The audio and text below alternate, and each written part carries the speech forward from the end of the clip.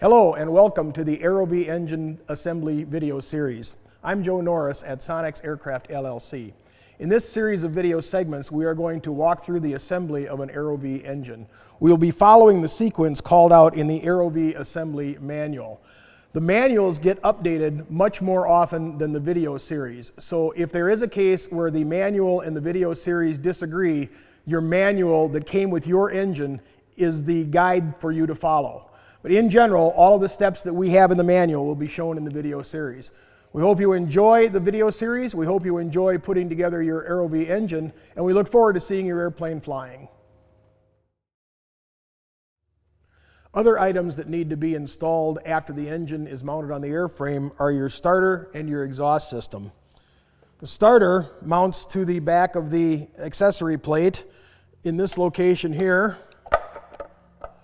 And literally you just line it up. You got two very large socket head fasteners. Thread them right in there.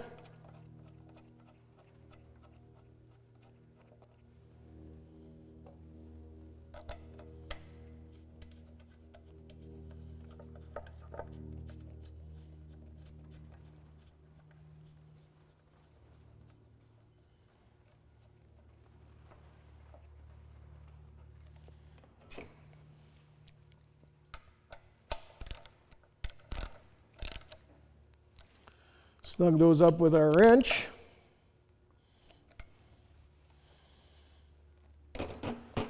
And then your starter power supply will bolt to this stud here, and this little tab here is for your actual wire from your starter button that engages the internal solenoid that gets the starter engaged to start your engine. So that's the starter installation, very simple, nothing to it. Also your exhaust. Now, the exhaust on the normally aspirated engine comes in a left and a right side, like we have here. There'll be two mirror image parts. They bolt on the head. The exhaust on the turbo is one complete weldment, all 4-cylinder downpipes, and then it crosses over in the back and has your turbo mount on it. Either way, the installation is basically the same. What you'll do is you'll need your exhaust itself. You'll need your exhaust gaskets and your fasteners to get it on there. What I usually do is get one side lined up and get a fastener started.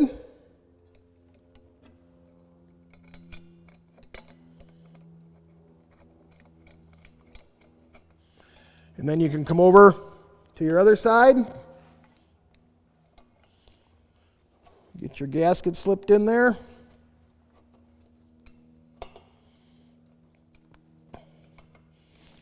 And you can get another fastener started.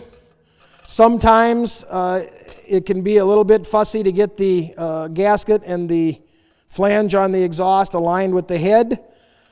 What I'll usually do in that case is I'll just use either a small punch or a Phillips screwdriver, and you can just get it in there and kind of guide the whole assembly together so that everything lines up. What you don't want to do is you don't want to tighten any of these bolts until all the bolts are installed. What can happen when you tighten one up, it can put a little bit of a load on the exhaust and it might make it hard to get the others started in. So you want to get all 4 of your exhaust fasteners started in before you do any tightening.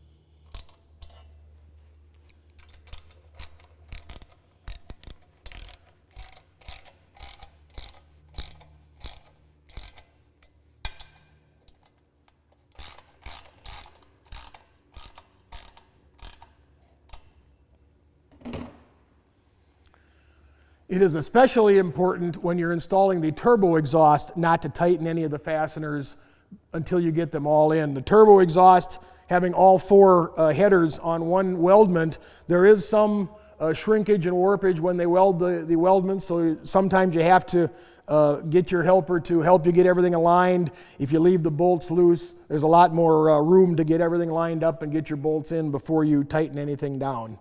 Once you get all your bolts in, get your exhaust gaskets in place, you can tighten everything down and your exhaust is all ready to go.